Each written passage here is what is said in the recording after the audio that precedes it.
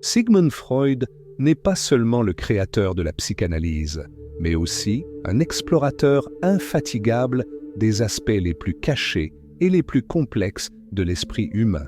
Né en 1856 à Freiberg, dans ce qui était alors l'Empire austro-hongrois, Freud a été élevé dans une famille juive, imprégnée de traditions religieuses rigides et de coutumes profondément enracinées.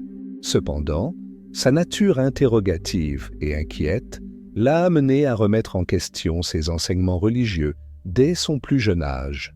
Malgré son éducation stricte, Freud ne s'est jamais totalement identifié à son héritage religieux et, au fil des ans, il est devenu un critique féroce des institutions religieuses dans leur ensemble. Sa carrière universitaire a débuté en médecine, plus précisément en neurologie, mais Freud s'est rapidement intéressé au mystère de la psyché humaine, se consacrant à l'exploration de l'inconscient.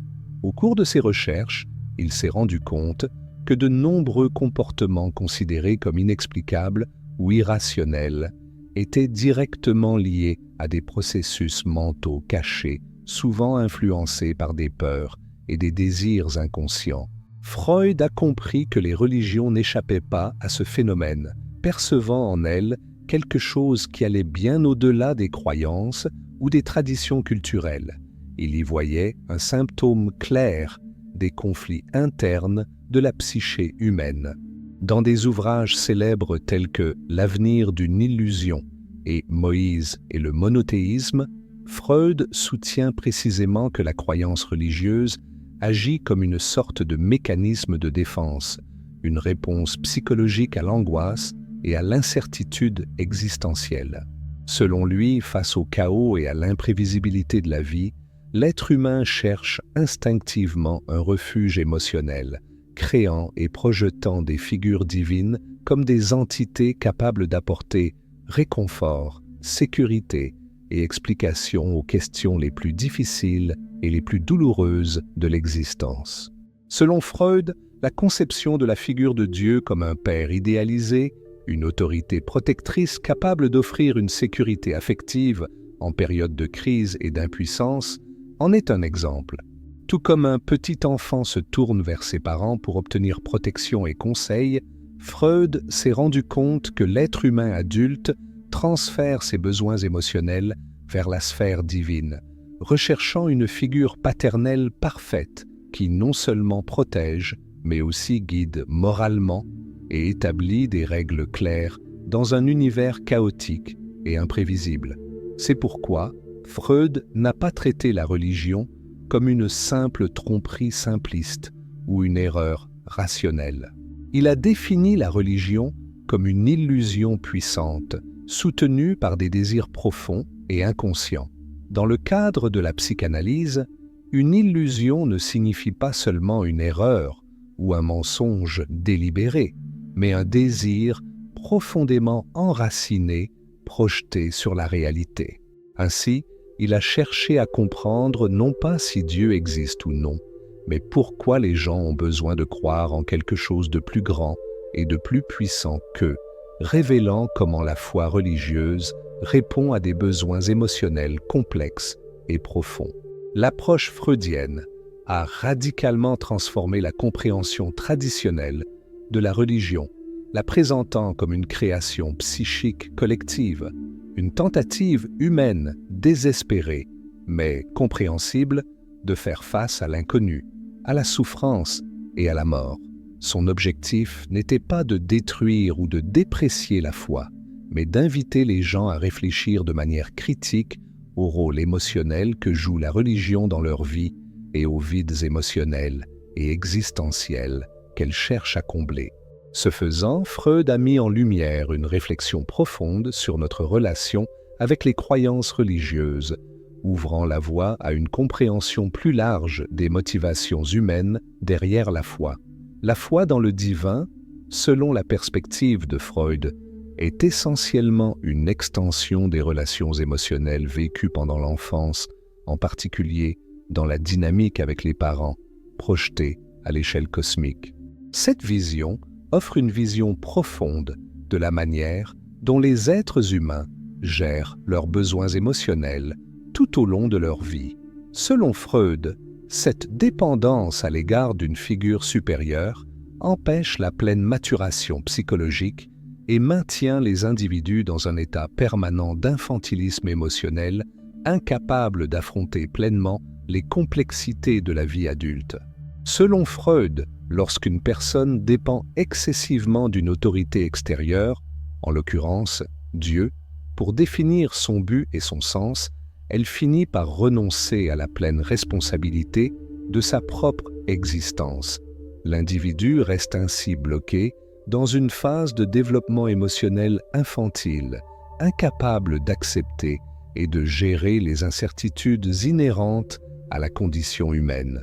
Au lieu d'affronter les dures réalités de la vie, telles que l'inévitabilité de la mort et l'absence d'un but clairement défini, il préfère s'accrocher à la promesse réconfortante d'un sens transcendantal et d'une attention constante de la part d'une entité supérieure.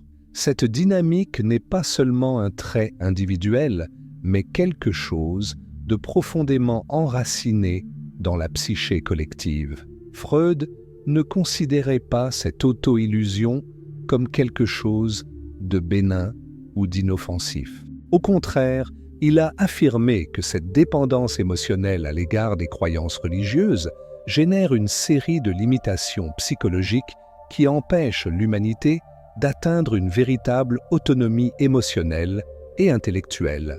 Au lieu d'être libre d'explorer le monde et ses possibilités avec courage et curiosité, les gens restent prisonniers d'une structure mentale qui leur offre une sécurité illusoire, mais qui restreint aussi profondément leur liberté émotionnelle et intellectuelle.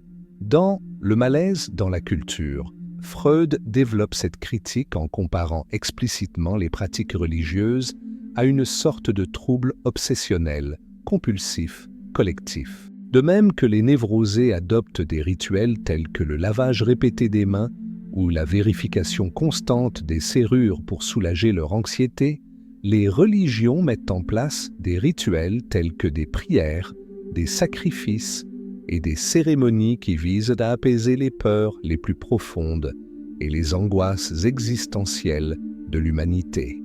Ces rituels religieux ont donc une fonction psychologique évidente. Ce sont des mécanismes qui visent à contrôler les pulsions et les désirs considérés comme dangereux ou socialement inacceptables. Dans cette perspective, la religion ne sert pas seulement à donner un sens à l'existence, mais fonctionne également comme une forme sophistiquée de contrôle social et psychologique. Elle encourage la répression de certaines pulsions naturelles, en utilisant des concepts tels que le péché, la culpabilité et la punition divine comme outils pour garder certains comportements sous contrôle. Freud souligne que ce contrôle n'élimine pas les pulsions indésirables, mais les réprime seulement temporairement, créant ainsi une tension constante chez l'individu. Il en résulte une lutte interne permanente, dans laquelle les désirs et les pulsions naturelles doivent être continuellement masqués sous un voile de morale religieuse et de culpabilité constante. Cette situation génère un conflit psychologique intense et durable, où l'individu éprouve souvent des sentiments d'inadéquation, de culpabilité et d'anxiété pour avoir désiré des choses considérées comme inappropriées ou interdites par la morale religieuse.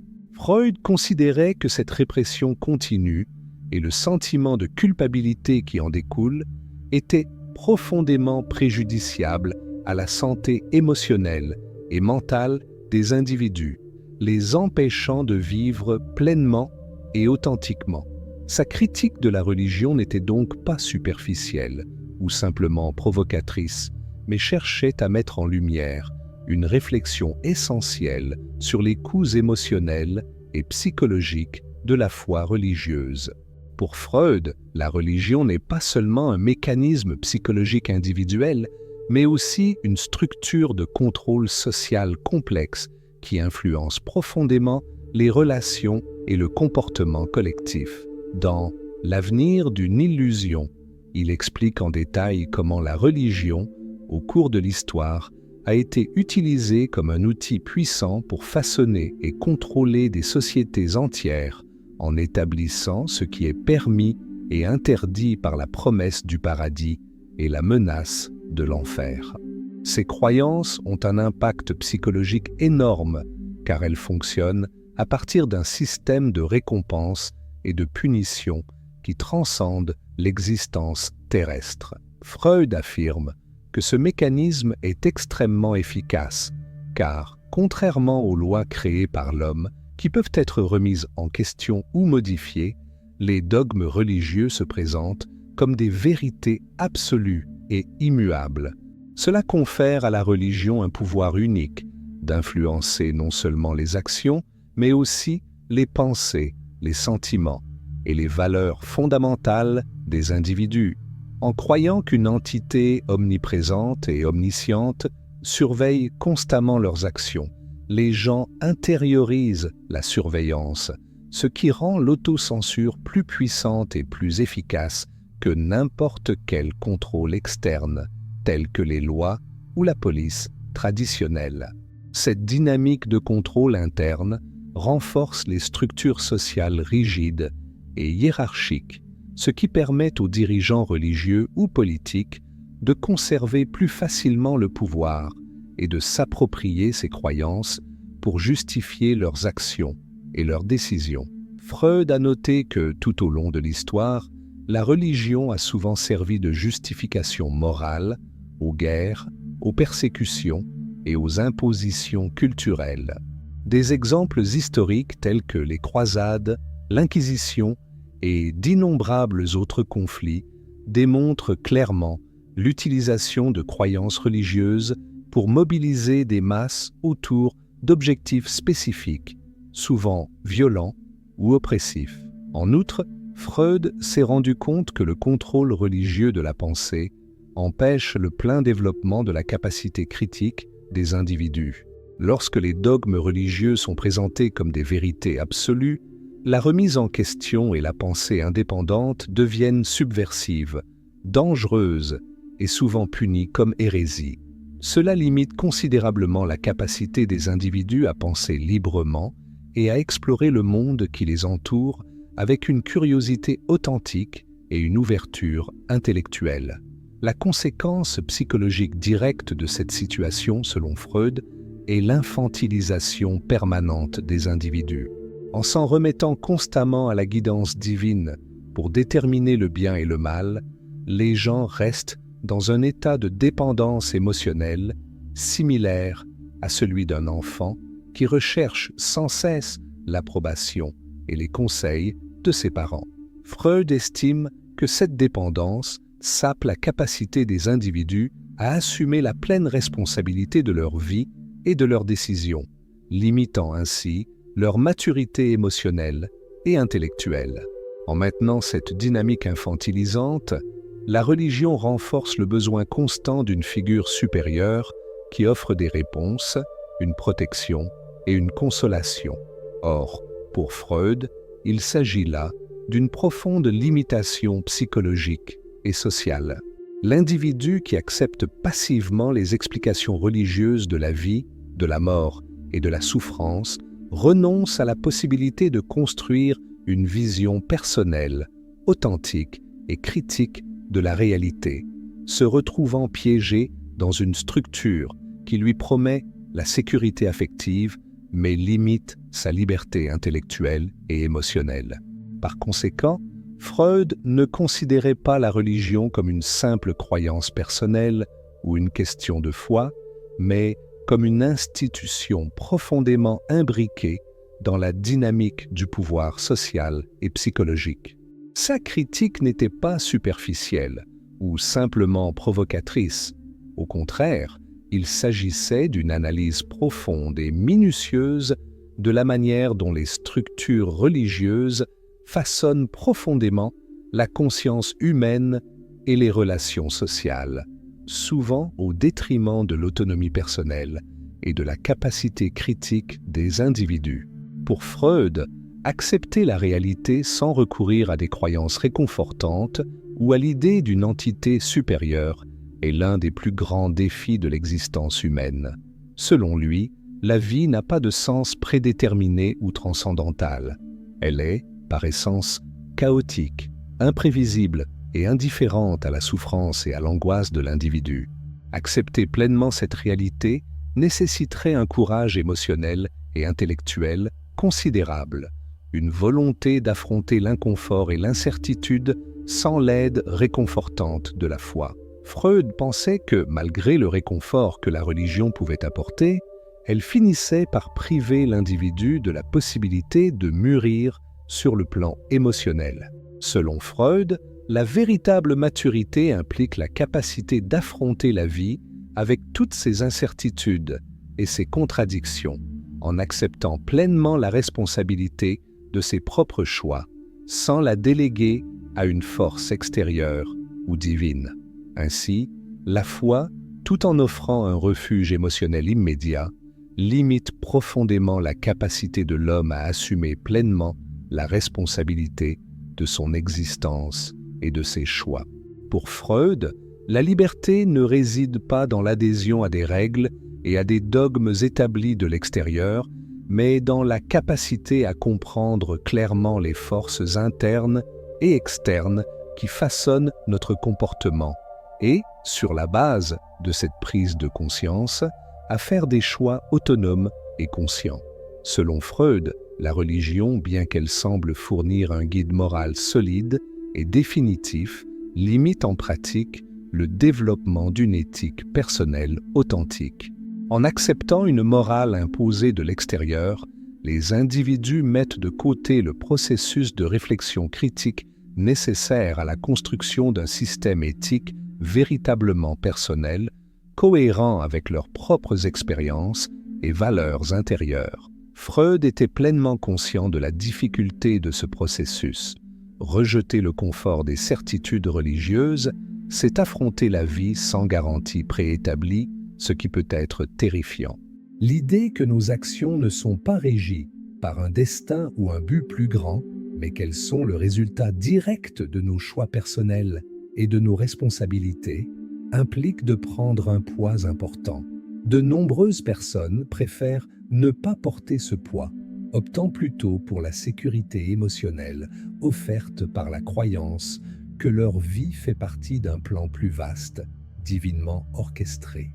En ce sens, la religion est considérée comme un système qui offre une structure sûre mais contraignante, tout en promettant une prétendue tranquillité émotionnelle. Freud a bien compris le pouvoir de séduction de ces promesses religieuses, mais il était également convaincu qu'en les acceptant sans poser de questions, l'individu renonçait à son autonomie la plus profonde. Pour Freud, vivre en autonomie implique d'être prêt à affronter une incertitude constante, d'accepter qu'il n'y ait aucune garantie de récompense ou de punition au-delà des conséquences immédiates de ses actions et de ses décisions. Ainsi, le concept de liberté défendu par Freud n'est pas synonyme d'absence de règles, mais de pleine conscience des raisons qui nous poussent à agir d'une certaine manière. Selon lui, ce n'est que lorsque nous comprenons pleinement les forces internes et externes qui nous conditionnent que nous pouvons faire des choix véritablement libres. La religion, en limitant cette compréhension et en imposant des vérités absolues de l'extérieur, met en péril ce processus de connaissance profonde de soi. Par conséquent, pour Freud, atteindre la maturité émotionnelle ne signifie pas seulement rejeter les croyances religieuses. Cela signifie également adopter une attitude active et critique vis-à-vis de la vie, être prêt à construire ses propres valeurs sur la base d'une expérience personnelle directe, d'une réflexion honnête et affronter courageusement les incertitudes inévitables de l'existence humaine. La grande question que pose Freud est claire et stimulante. Sommes-nous vraiment prêts à renoncer à la sécurité réconfortante des croyances religieuses pour faire face à la réalité dans toute sa complexité et son incertitude. Selon lui, la religion ne représente pas seulement une illusion ou un mécanisme de contrôle social, mais surtout une manifestation profonde et compréhensible de la peur humaine face à l'inconnu. Pour Freud, l'homme cherche sans cesse des réponses définitives à des questions existentielles, telles que le sens de la souffrance, la raison d'être de l'existence ou la réalité de la mort. La promesse d'un Dieu protecteur, qui donne un sens à tout ce qui arrive, est une consolation trop puissante pour être facilement abandonnée. Même face aux questionnements rationnels et au développement scientifique qui remettent souvent en cause les dogmes religieux traditionnels, la foi persiste précisément parce qu'elle répond à ce besoin humain fondamental de sécurité et d'ordre. Freud a compris qu'il ne s'agit pas simplement d'abandonner une croyance ou une tradition, mais de renoncer à un soutien psychologique profondément ancré dans notre histoire affective et sociale. En fin de compte, l'attachement à la religion reflète une résistance naturelle au changement et une authentique maturation psychologique qui exige d'accepter la vie comme une expérience fondamentalement incertaine et imprévisible. Cependant, Freud n'a pas simplement proposé la destruction de la religion comme solution, mais il a préconisé une approche plus consciente et plus critique de celle-ci. Son objectif n'était pas de remplacer la religion par une nouvelle forme de croyance ou une autre illusion réconfortante, mais d'encourager une réflexion profonde sur les raisons pour lesquelles nous ressentons un tel besoin de quelque chose de transcendant. Pour lui, comprendre les vides émotionnels que la foi comble dans nos vies est essentiel pour développer une autonomie émotionnelle et intellectuelle. Il ne s'agit pas seulement d'abandonner la croyance religieuse, mais de s'interroger profondément et de comprendre le rôle qu'elle joue dans notre vie psychologique et sociale.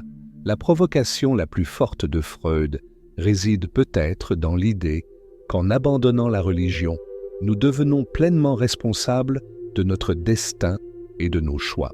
Il n'y aurait plus de figure divine vers laquelle nous tourner ou que nous pourrions blâmer pour les événements de notre vie, mais seulement nous-mêmes, avec toutes nos contradictions, nos décisions et leurs conséquences. Cela peut sembler terrifiant, et ça l'est en effet.